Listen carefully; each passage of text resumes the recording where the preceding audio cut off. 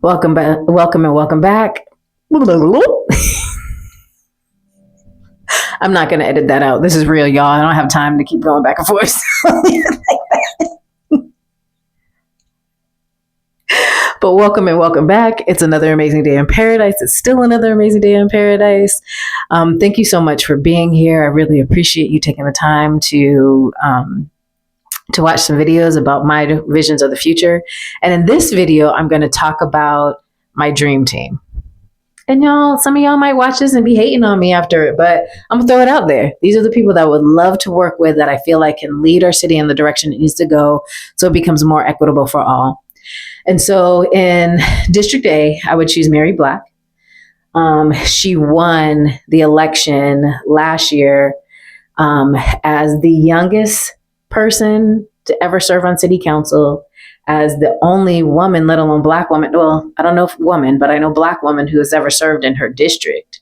And so I'm just super proud of her. And she is young. Like, she needs to have a place on our city council. We need young people's voices. We don't have enough of that in the city. And I think it's really selfish. And I'm going to throw that word out.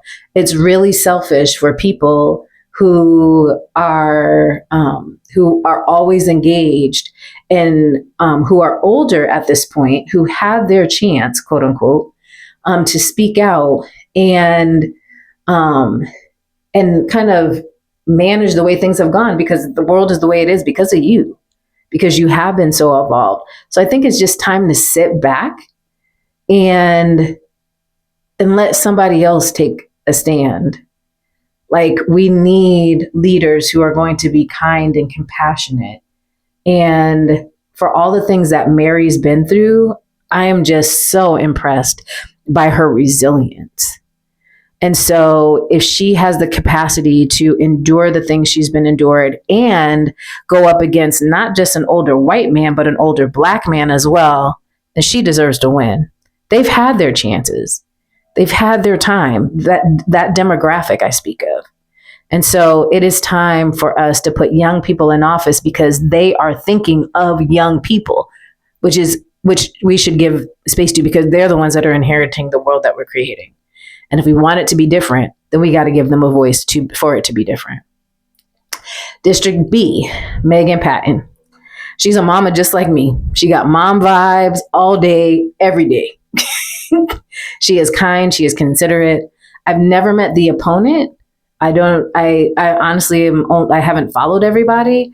But we were at an event together the other day, and she never came up to me to talk to me or anything like that. You know, even if I announced that I was running as a write-in candidate for mayor, and, you know, I would think that tons of people would be coming up to me who are other candidates, you know, and who had never met me or who I had never met. Nothing. So it was like, but I know Megan has taken time to explain things to me when I didn't understand. When I've messed things up talking about things, she corrected me, and she does it in such a loving and courteous manner that I really appreciate it. And that's the thing. I'll have ideas of what I remembered, even if I don't remember it exactly. But we've been at community events together, and she has stopped and explained things to me, even though, you know, she should be off the clock. And so I really appreciate her. District C, Tamara DaCosta. She brings a fresh new flavor. No shade to anybody else. That is a heavily, heavily contested district. There's like 7 people who are running for that seat, including the incumbent. And so, but I would just shout out to Tamara DaCosta. I met her at one event, and then we were at the same event last Thursday, and she came up to me and she just asked me how I was doing, because I had revealed during the event that we initially met at, that me and my son were unhoused. And she was so kind, and she's always just been so courteous. And also, she was really treated disrespectfully at that event, which I didn't appreciate. And so I just appreciate that, you know, I just appreciate her. And she also brings a fresh, different perspective. She's also a mom. And yes, I'm mom heavy on this, or parent heavy. I do give representation to everyone. I just want to state that. District D, Jane Harrison. She's running unopposed, so put her back in. But Jane's awesome. If you watched one of my other videos, she's the one who helped Octavia Rainey get that fourth ward celebration week together, which was awesome. I was able to attend the majority of the meetings, and they were so informative and just, it was incredible. It was super cool.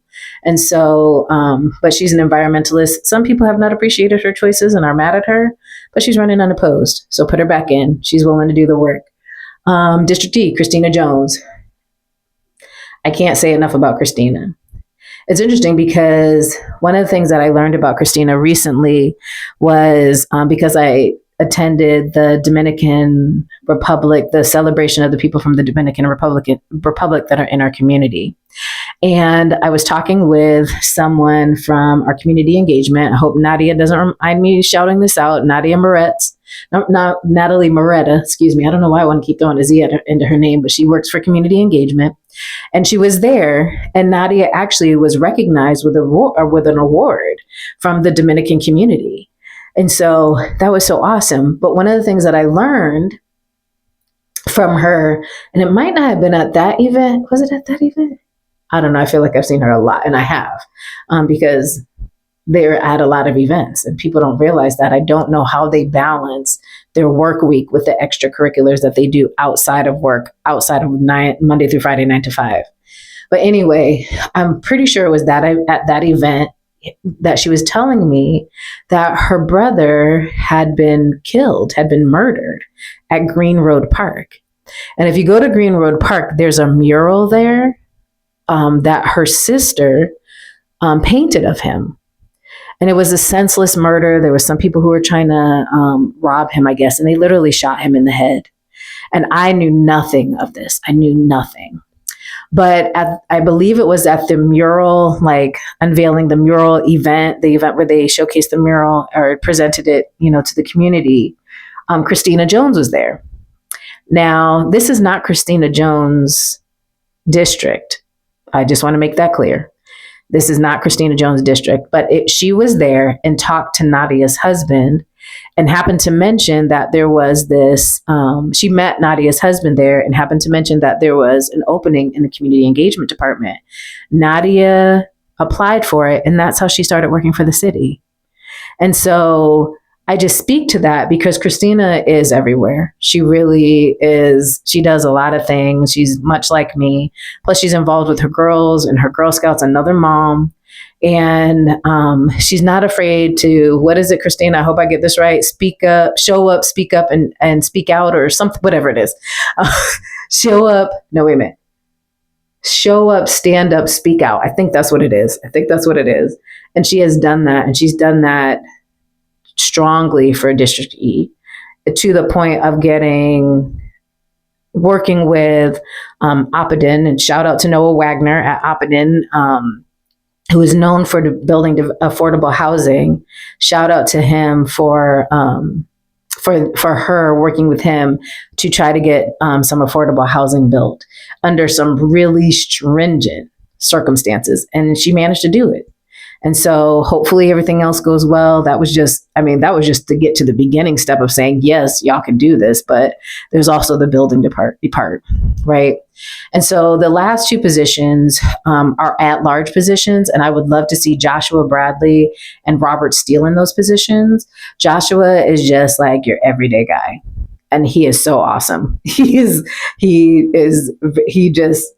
a heart of gold, and a lot of things bother him, and that I really appreciate. He's for workers because he is a worker. He doesn't have like this illustrious job. He doesn't wear a suit and tie and things of that nature. And so I appreciate his perspective and his passion for making things better for our city, especially for the everyday person. And the reason why I would choose Robert Steele is because his fiance was among those who were killed, who were murdered in the Hedingham incident. And as far as I'm concerned, the way that Raleigh is growing, we already know that there's more crime because of the way things have been growing. And having that perspective of what we can do for safety is really, really important. It wasn't a drinking incident. It was a youth going with some clear mental health issues, who committed this atrocious crime. And so I would really appreciate his perspective on counsel, again, as your everyday working male, white male. Both of these guys are white men, and they're just everyday, salt of the earth, good people. And Rob asked me to meet with him a long time ago. And I just want to say a shout out to Joshua, because I don't even remember what I used to call him, but for some reason I could never get his name right. And he was always so kind to me. I'm like, I'm so sorry. And he is so amazing. And so for these two, that would complete my dream team. And y'all can hate on me for putting that out there, but I'm just saying that I think that because we are all very salt of the earth, good-hearted people who want the best for everyone, who are visionaries, who see the city can be something different that could be more accessible for all, which is all over what the city of Raleigh does, but is not doing under this current leadership. And so I see that change is going to be amazing, like so incredible. And I look forward to creating that with them, if that's my blessing.